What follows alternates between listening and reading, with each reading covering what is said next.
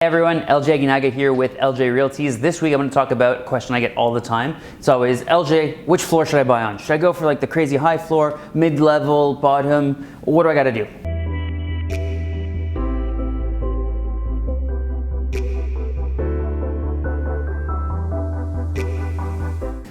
It really depends.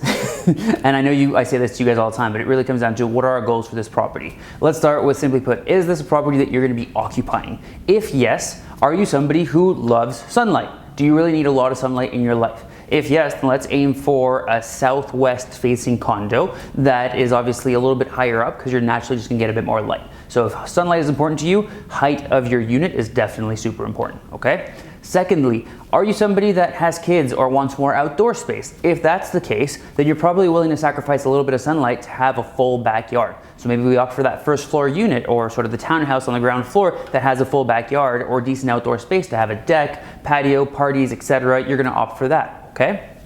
Anything in the mid-range is probably something I'm going to recommend more for investment purposes. Anything on floors 2 to maybe 15, depending on the height of the building, obviously, is probably where you're going to be in that sweet spot for investment, because that's where you're going to be looking to rent it out. You're not going to be paying the premium for the crazy high floors, because on that high-end luxury, you're not going to see the return. That's what people are paying for quality of life, and realistically, that's a homeowner who's buying for themselves. So if you're going to get a tenant into the property, I would recommend let's go for a mid-level floor that still has decent luminosity, that has decent clearing, that obviously isn't facing like another brick wall, because that's going to come back to bite you in the...